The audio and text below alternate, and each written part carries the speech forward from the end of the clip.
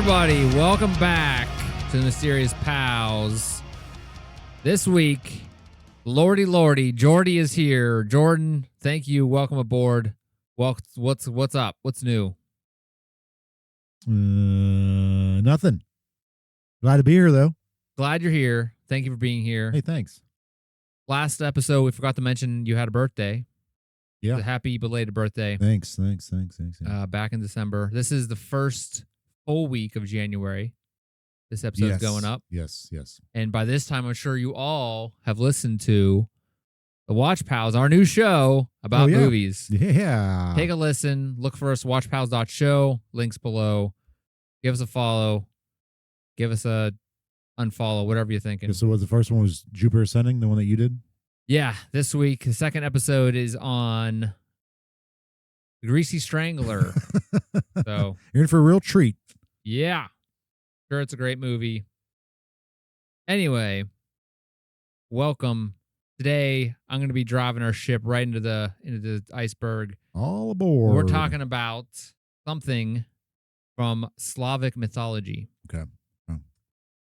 The Slavic people originate from Eastern Europe. Mm-hmm. Do you know anything about the Slavic people? Yeah. Do you know anything about them? Anything about them, where they came from, who they are, anything about them historically? You being a history person? No. They're traditionally divided into three branches. I know Polish is part of that. Yes. Yeah. What branch is that? What branch is it? There's three branches. Oh, I don't know. There's the Eastern Slavs, Russians, Ukrainians, and Belarusians. Okay. Weird. So they don't like each other right now? No, they don't. Let's hope a quick end to that, hopefully, an end soon. Western Slavs, which is Poles, Czechs, Slovaks. And Southern Slavs, which is Serbians, Croats. Croatians? It's Croats. How do you say? Is that Croats? Sure. Croats. We have a friend who's from Croatia. I'm sure he's going to get mad at me. I'm sorry. Bulgarians, Slovenians. Wow. Bosnia, Montenegrins. Okay. From Montenegro. And Macedonians. We have a friend from Macedonia too. Yep. So, sorry, everybody out there, for those things I mispronounced. I mean, we do it all the time. Do it every time. I'm sorry. So this week we're talking about something in the Slavic mythology, which is an intricate belief system rooted in the ancient pagan traditions of Slavic peoples of Eastern Europe, which predates the arrival of Christianity. It reflects a deep reverence for nature. So I think it's kind of like pagan traditions, not so much like the pagans that we're probably used to in the English Isles pagans, like that. What were they called? The Druidic? Yeah. It was Druids, Celtics. Yeah, the Celtic. Yeah. That's what I was trying to think of. But in any case. Or even like Roman and Greek. That's pagan. Really? Yeah. Prior to Christianity? Yeah. Okay. At its core, Slavic mythology is animistic, which I think you talked about in the last episode. Briefly, yeah. It's meaning it attributes spiritual significance to natural elements like forest, rivers, sun, and the earth, viewing them as alive and inhabited by spirits and deities, which is exactly what we're going to talk about this week. So the Slavs believed in a pantheon of gods and spirits, each representing aspects of of nature, life, and death. Perun was the god of thunder and lightning. Perun? Perun. Okay. Perun. Perun. Okay. He's a chief deity and warrior figure similar to Thor in Norse mythology. Yeah, a lot of those pagan gods are very similar. That's what is very interesting to me, because it's like they're all kind of the same. Yeah. Although he says Thor, but also be Zeus, right? In Norse? But no, that's Zeus is Greek. And then Jupiter. Is Jupiter Zeus and Roman? Yes. Yeah. Because Mars is the god of war. Yeah. Jupiter, They're the same thing, basically. Yeah. So the counterpart to Perun is Veles, Veles. Veles. Okay. Ruled over the underworld, animals, and wealth, embodying both chaos and Earth's fertility. They are at opposition, obviously, as a force of order. Perun is the force of order, and Veles is the trickster. and challenger of that. Okay. Loki, Hades, kind of similar. Correct. Yeah. Yeah. Yeah. Yep. There was a lot of other ones, like the sun goddess is Ra, represented Dawn. Ra. Zara. Oh, Zara. Borya. Yeah. The best one is Mother Earth is known as Mat Zemla. M-A-T space Z-E-M-L-Y-A. Oh, wow. Zemla. Yeah. Revered, the source of all life, embodying fertility and a cyclic nature of existence. So these are the deities. There's a lot of other ones, obviously, but these are the basic pantheon. ones. Yeah, right. Does that mean a group? Yeah. Okay. Cool. Learn something? Probably. Beyond these overarching gods, they have countless spirits and supernatural beings. There's a lot of household spirits that lived with families and protected homes when treated with respect. So there's there's Demavio. Okay. He was a household spirits. Leshy was this forest spirits, guarded the woods, letting travelers astray if they offended him. So if they messed around in the woods, maybe cut down a tree, something They're like not that. entirely good. If you didn't respect nature, these are the things that would. Okay. So when a kid gets lost in the forest, it may have been like, oh, he wasn't respecting the forest. Jerk. Yeah. Maybe he kicked down a tree or something. Peeing on trees. Here's one that's come up in a previous episode that we didn't talk about, but it's part of this pantheon or part of this world. So they kind of have like their own patron saints, but they can also be like there's spirits that are maleficent. They're animistic, so they kind of represent that. The one that I really liked that stood out to me was the Rusalaka. Rusalaka. Yeah. It's a water spirit, often depicted as a drowned maiden. Oh wait. Yeah. We're both beautiful and dangerous, throwing people into rivers and lakes. There you go. So we talked in a previous episode, the mermaid one, right? Mermaid episodes. Yeah. We talked about mermaids and how everywhere in the world has some type of mermaid spirits. Yeah. And so this is one in this. We didn't talk about that in that episode, but this is another example. And they were talking about tons of different all over the world. Yeah. Yeah. However, with the Christianization of Slavic lands around the 9th and 10th centuries, many of these beliefs were suppressed or adapted into folklore and local traditions. As it does. 9th and 10th centuries ago. Pagan gods and spirits evolved into mythical creatures, saints, and folk legends, preserving Slavic mythology legacy. Okay. So, but today we're talking about one of those. I don't think we've done anything with like Slavic stuff, have we? I don't think so. I've stumbled onto this not so much these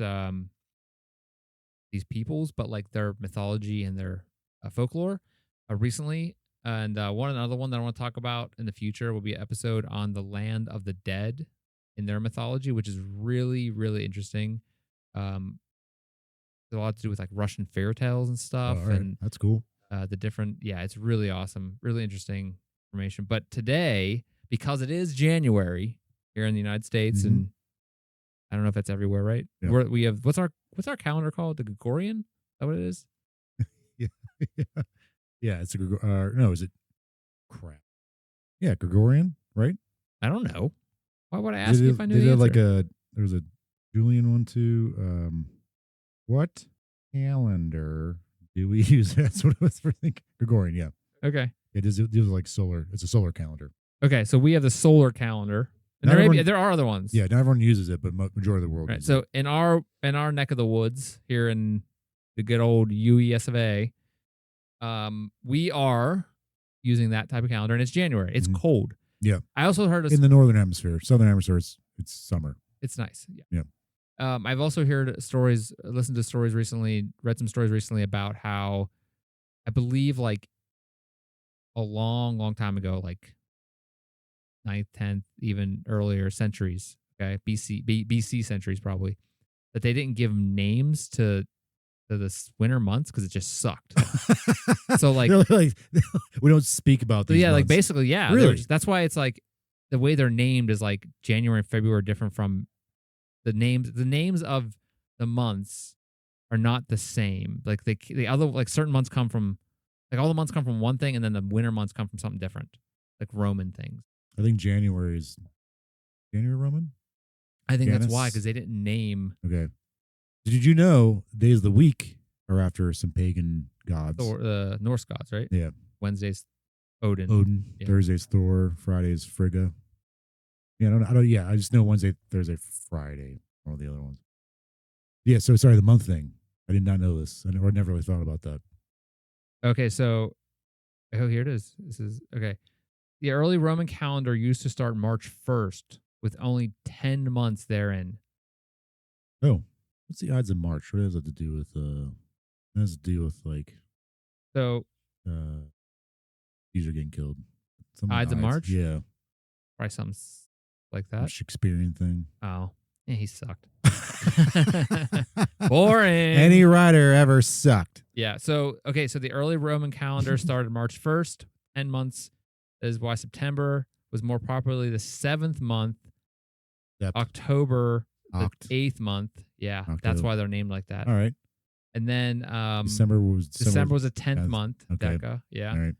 January and February were not added until around 700 BCE by the Roman king Numa Pontilones. Pantalones? Numa Let me see. Pontilis. That was a Roman emperor? 700 BCE. Wow. Soon after the beginning of the Civil War in January, because of the Roman Civil War, 2 newly elected Roman consuls would begin their 1-year tenure. Julius Caesar declared January 1 as the first day of the year in 46 BCE and enforced it to remind the people of his authority and power. Oh, so it's Julius Caesar. So okay, January, right? Yeah. So the early church frowned upon this celebration of the New Year's because it was pagan. It was abolished. Was moved to different dates, considered more appropriate. December 25th, March 1st, feast of the Easter. So it was like they got rid of the winter months again. Pope Gregory the 13th. That's the Gregorian guy, right? January 1st, 1582 is when they started doing. That's Gregorian calendar. Yeah. So wait, where did February get its name? So it looks like they just kind of like, hey, the winter sucks. We're not going to name it. It's just too cold. Pretend like it's not happening. Yeah, because it basically it went from December. It didn't go December, March 1st. It went December, and then 2 months later, March 1st. Okay. It wasn't like they just cut out those months. They just ignored it. Those months didn't exist because it sucked so bad. They'll not be named. Apparently, the name of the month of February comes from the Roman festival of purification called Februa. Took place around the full moon on February 15th. The word Februa literally means month of cleansing.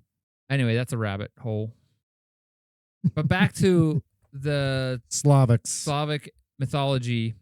We're going to talk about, since it is, okay, my whole point with this, it's cold. It's getting cold. It's going to get colder. So today we're going to be talking about a pre-Christian Slavic mythology and one deity of that group in particular, because it is cold out, because it's winter. Yeah. January, February suck because it's so cold. Very appropriate. Topical. Yeah. We're talking about the Bannik. The Bannik symbolize a thin boundary between physical and spiritual realms, demanding offerings and respect. He's known as the guardian spirit of the bathhouse, or the sauna, we call it. The Bannik is a creature that embodies the sacred and pure duality of communal spaces central to Slavic culture, the banya, which is a sauna. Yeah. The sauna. The banya, sauna. You ever been to a bathhouse? Nope. Have you? Would you ever go to one? Hell yeah. Those look really cool. Aside from a bunch of naked dudes standing around. No, there's anything wrong. That was not my thing. I'd be very uncomfortable. I would. I'd be high-fiving and all kind of stuff. It'd be great. Hanging low. All right. Yeah. You'd be like, nice hammer, buddy. Yeah. Look at old Thor's hammer there. We're all the same. We're all in. I know. Yeah, we're all the same. Yeah. I think. Especially that's us hairy old dudes just hanging out. This'd be great. That'd be fun. Yeah. I admire those old guys who just go and just like. When you're old, you don't care. Whatever. Yeah. Hanging out. Toes are gross. Your toenails are all overgrown. Yeah, we're all getting there. Guess what, kids? We're all getting there. Guess what? So will you, kids. It sucks getting old. So embrace it. Who cares? So we're going to talk about the Bannik. To understand the Bannik, it is essential to first explore the bathhouse role in Slavic life. The banya, which is the sauna, was not merely a place for physical cleanliness, but a space for spiritual cleansing, social gathering, and even mystic rituals. For centuries, it served as a communal hub where people celebrated life events, healed ailments, and prepared for significant transitions like childbirth or funerals. Oh, wow. Actually, there was I guess there was quite a bit of kids, childbirths took place in Banya. Okay. I mean, water births are still a thing. Yeah. Yeah, you're right. Its heat and steam were believed to create an environment conducive to spiritual encounters. Within the sacred place, the Bannik was said to reside, a spirit who was both a protector and a potential threat. I mean, it makes sense. You're in like out of the elements, a warm, inviting place, cleansing. Yeah, because it's not like you're in a hot tub. No, it's like It's a steamy room. Yeah, it's a very big thing in Eastern Europe still. Yeah, I mean, I'm always cold. Yeah, My blood sucks. We've gone over this. Mm-hmm. Yeah, I would love to sit in a sauna for about 3 minutes, and then you're like, "Ugh, it's just sticky in here now." yeah. Okay, it's hard to breathe. Okay, so what is a Bannik? What does he look like? What's this little bugger doing down I there? picture like a What do you picture? half human, half goat. Have goat. Yeah, I don't know why. Okay, hang out with a lot of saunas with goats. I don't know. Big beard, little tiny horns, Okay, like Pan or whatever. like a satyr. Not a satyr, no. Okay. That's a centaur. That's like a half horse, half human. Yeah. Okay. The Bannik is often described as a small, wiry figure with a mischievous and sometimes sinister demeanor. His appearance varies across different regions, but he's usually described as a small, naked old man with a long beard. His body is covered in birch leaves left over from well-used bath brooms. Ugh. Depictions also include Gross. long, bony fingers, disheveled, sooty look from living in the smoky confines of the bathhouse. Yes, that's terrifying. Man. Yeah. It's You look like up pictures of this? You see some old guy coming at you like that, I'd be like, yeah, But he's also like all of the... get out of here. He's also like small, like a gremlin. Yeah, it'd be worse. Yeah. Long beard, bony fingers. No. In some accounts, he appears more animalistic with fur or scales, emphasizing his connection to the untamed otherworldly domain of the Banya. As a spirit of the bathhouse, the Bannik was bathhouse. both a benefactor and a danger to those who entered his domain. So maybe it is kind of a bathhouse like that. Sorry. Okay, so my primary resources on this include European Myths and Legends and A to Z of Peoples and Places from Mike Dixon-Kennedy from 1997, and Mythology of in Slavic Mythology of New Larousse Encyclopedia of Mythology. So that's part of where I got this from. And I want to make another correction. Public baths or bathhouses or banyas are saunas, massage, relaxation therapies, day spas currently, but they are public baths. Okay. So they are baths. Sorry, everybody. Go back. So we got this little guy named Bannik. He's in there hanging out. He looks like an old man. Bony fingers. Yeah. Get in this water with me. Like, no, I'm good, man. Thanks, though. He is both a benefactor and a danger to those who enter his domain. Okay. The bathhouse is his domain. He was believed to oversee the proper conduct of the bathhouse rituals and to protect the sanctity of the space.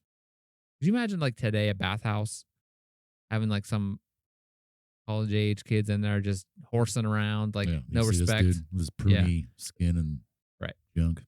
Well, I mean, he's the one that's going to be stopping him, like, hey, don't run. Oh, yeah, yeah. He was also quick to punish disrespect, carelessness, or excessive arrogance. Okay.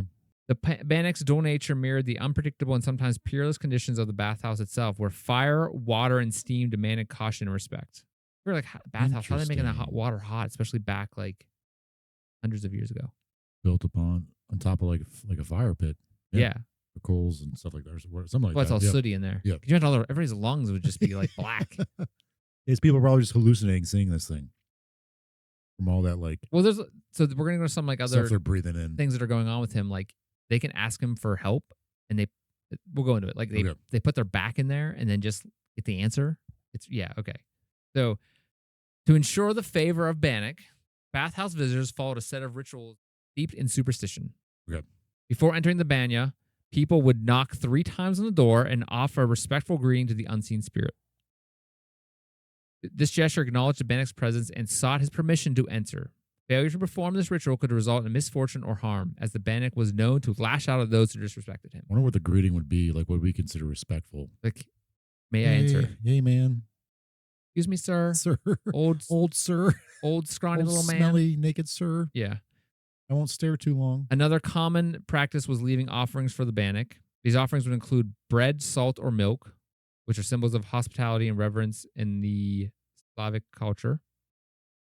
Yeah. By making these small sacrifices, bathers hope to appease the spirit and ensure a safe and pleasant experience. Bread, salt, or milk. Yeah. So could you imagine just like milk sitting there for a while, like stinking? Here you go. Ugh. I guess salt would probably be used to like cure meats and stuff, like preserve stuff, right? I guess. Yeah. I mean, that's the thought there, I guess. Okay. The Bannik was thought to partake of these offerings during the fourth steaming session of the day, a time traditionally reserved for the spirits. So I'm guessing it's like kind of like a 4, it's like morning, afternoon, night, and then overnight would be his time. The fourth steaming session. I guess it's probably the time when they cleaned up. Yeah. Okay.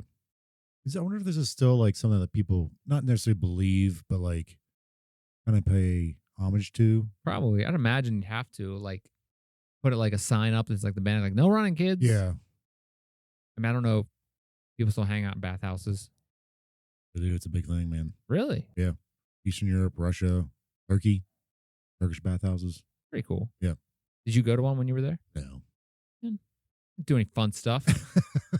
So the I did. tournaments, the tournaments. Saw the tournaments. pyramids. I saw the tournaments. I saw the pyramids, everybody, but I didn't go to a bathhouse. Oh, that would have been cool. Though. Nerds. It was like navigating over there was tough. Yeah. I mean, just hanging out, they'd be like, what the hell is this white guy doing here? Get out of here. There's Americans in here. Yeah. Great. Maybe I'd fit in better like Polish bathhouse? Yeah. I'm like, oh, he's Polish. Yeah. Hasn't seen the sun ever. Like, hey, come on over. What's his last name? Oh, he's Polish. Yeah. Half of them probably know you. Half of them have the same last name as you, probably. You'd be able to get in. The bathhouse is like, how do you change a light bulb? You're like, what's a light bulb? Polish joke there. Yeah. All right, continue. Sorry. How about those screen doors on your submarines, huh? Yeah. All right. Wonder why Hitler didn't run through you people too. Anyway, bathing in the banya was accompanied by specific rules to avoid angering the Bannik. As I said, loud noises, inappropriate behavior, and excessive indulgence were forbidden, as they were believed to disturb the spirit. Pregnant women, children, and the elderly were especially cautious, as they were considered more vulnerable to the Bannik's influences. Bannik was often blamed for anything that went wrong within the bathhouse. So if the structure burned down, which they often did, apparently, it was believed the spirit had been affronted in some way. They kind of blamed it on. Imagine your storm should be like, Bannik would burn it down, bro. But it was probably because he was offended, or like he just made a mistake. Okay. Someone offended him. Okay. He's like, maybe the owner offended him. Yep.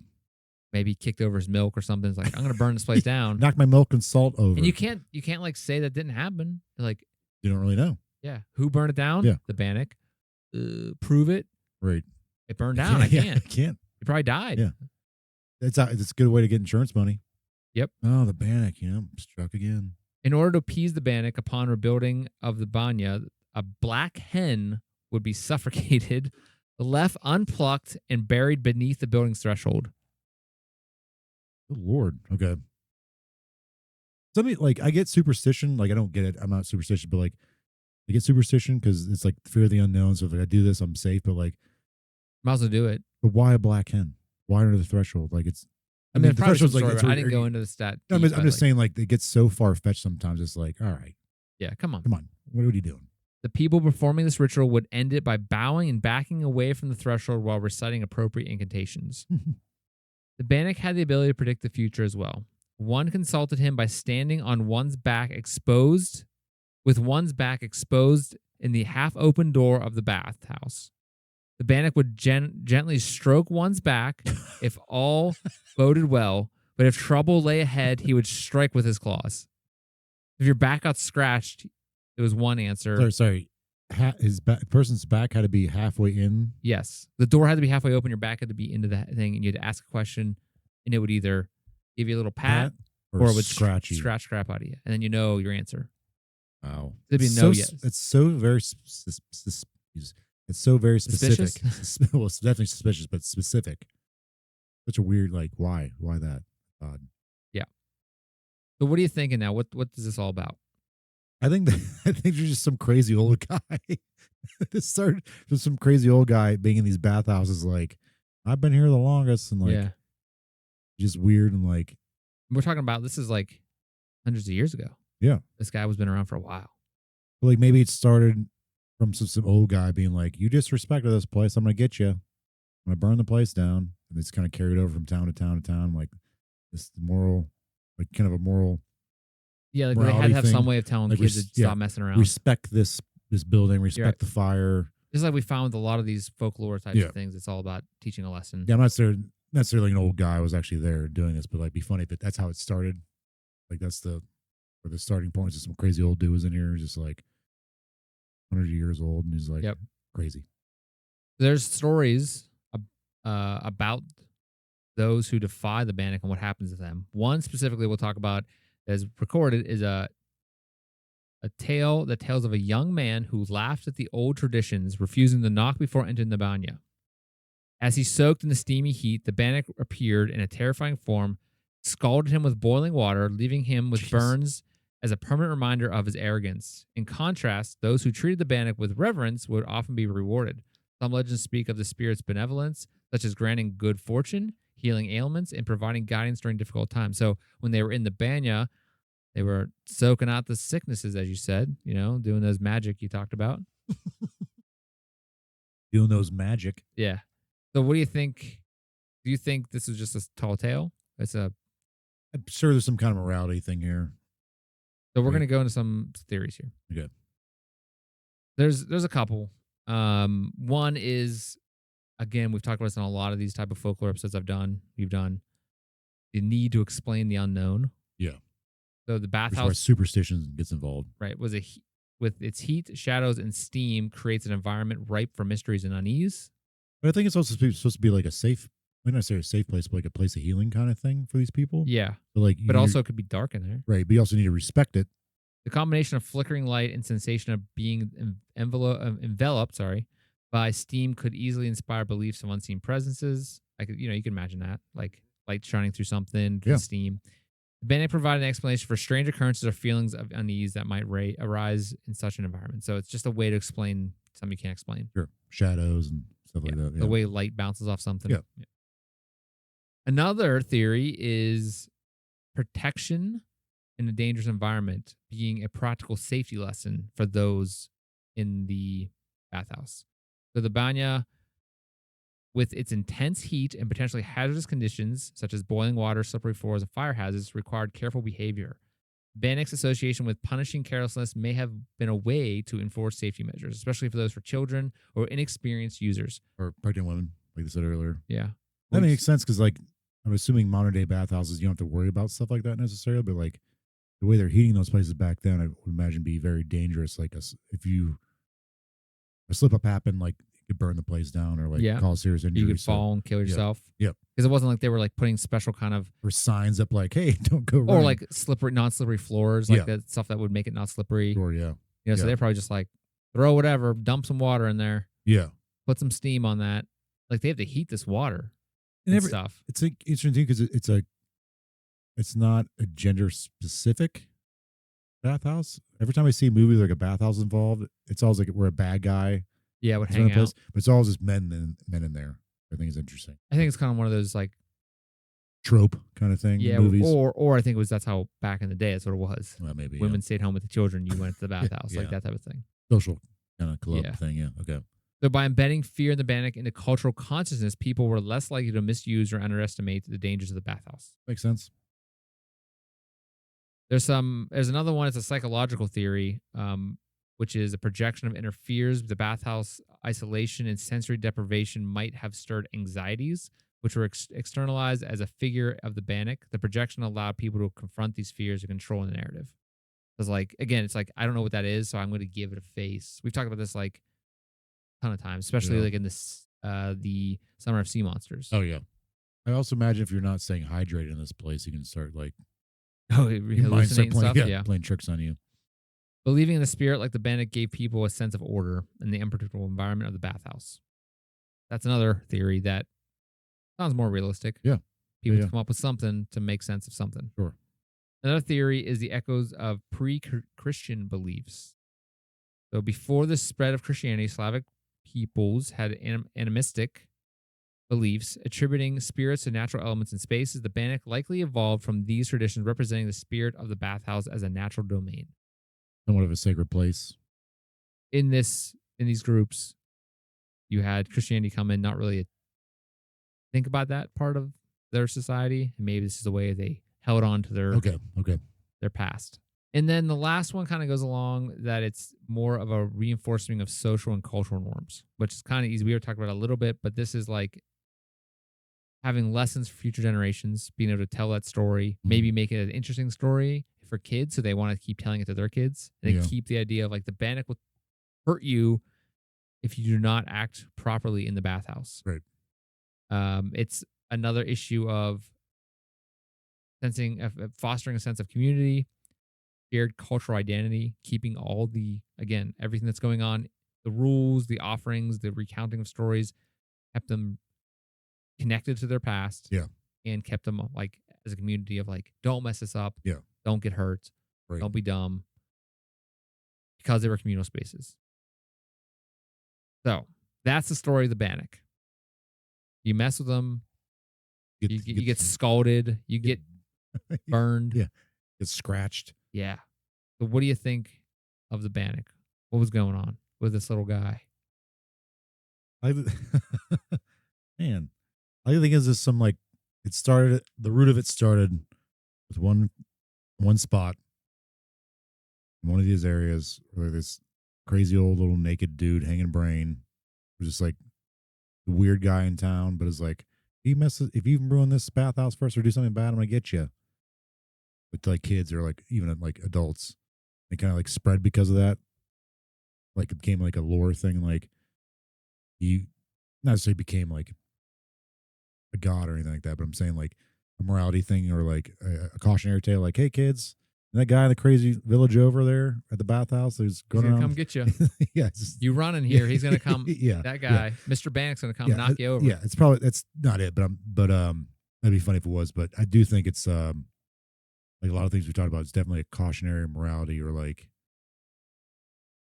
respect this space. Yeah, not necessarily I'm saying sacred, but like it's supposed to be a place of cleansing and like healing and safety, relaxation, safety. So like, don't ruin it for us. Yeah, like, don't come in here and cause a scene. Yeah, because like you said, during that time, a place like this can be dangerous because they're being heated by fire, yeah, and water, and steam, which builds up and explodes. Yes, so you got to be very careful. So I do think there's some plus things are made out of wood mostly and like stone. Yes, yes. There's definitely a cautionary thing there for sure, 100%.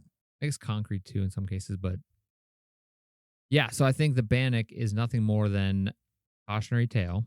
But it was interesting to find out about like the way that how important a bathhouse and sauna, like this type of sauna, this type of area was really important to their society, and like they're still taking their past mythology, right, bringing it forward, and treating this guy as like, hey, you tell your kids this story about this little guy that's gonna mess with you, and like that's something your kids remember. Oh yeah, for sure. Tell their kids. Absolutely. It's how it got carried like from the boogeyman. Yeah. So when was this kind of a popular thing? So like 800s, 900s. So no, the Bannik was. I think it's part of their mythology. Yeah. But Christianization came around 9th and 10th centuries. Okay. So I know the Romans eventually got out during the Empire, was out in this region. So I wonder if they have a similar god like that. Because like they might have, what I'm saying, like the Roman Empire reached that far. So I'm wondering if they kind of incorporated a similar god for their bathhouses. Because like they did have control of that area for a while at some point. So there's some kind of the deity in their pantheon, or like another crazy old guy in their pantheon of who's protecting bathhouses. But I'm sure that even this idea is like an influence from other or regional thing in like the Slavic areas, or even like incorporated from other areas around these Slavic speaking people. That like there's an incorporation there. It's like there are with pantheon gods. Like they have different names and like may do different things, but they have like the same powers or look over the same kind of things. That might be where there's like the confusion with the bathhouse and sauna thing. Yeah. And also, this also is going to say that the steam room, you're not supposed to go back and forth from the banya more than 3 times because the 4th time is reserved for the Bannik and his friends. And his friends. The Rusalki. So it's Rusalki was what I was trying to pronounce before, the mermaid thing. Oh. Salki was something we talked about. We mentioned the Rusalki must have been like the Slavic version. Yeah. Okay. That makes sense. So it doesn't really give a date on like when this guy came about. I'm sure it was like way further back than that. The steam house spirits. But I bet there's like in surrounding cultures and areas, there's something similar, I would imagine. If you ever tore down your banya, you could never build anything else on the spot without making him angry. Huh. The home of the Bannik who lived behind the stove or under the shelf where people sat as a result. So he was like underneath, like he was in the fire, like he was in the walls type of thing, Okay. just hiding. Jeez. All right, Jordan. Sounds like a little creep. Yeah, I don't know. Bit of a perv, maybe. Hey, we all have our hobbies. Yeah. Not shaming, just saying. Anyway, Jordan, thank you for being here. Thanks, Chris. This was interesting. Yeah, a little silly thing to I get like it. January started off. As we know, it was a good one. January sucks because it's cold. I'm sure we got lots of winter ahead of us. Oh, yeah. And for all those out there, thank you for being here. If you'd like to help us out, give us a follow, give us a like, give us whatever you can on whatever platform you're using. We're on mostly all podcast platforms. So help us out there. Or you can watch us on YouTube. You can send us an email at mysteriousPalsOnline@gmail.com. You can find all these links and all links to our social media accounts like Instagram and everything, X, Blue Skies eventually once I get it set up, which it should be set up by now. All that information is in the show notes. It's also on mysteriousPals.com. So next week we'll be back with another mysterious episode. Jordan, thank you again for being here. Thanks, Chris. Thank you, everybody out there. Thank you, everybody. We'll see you next time. See you later. Good night. Good night.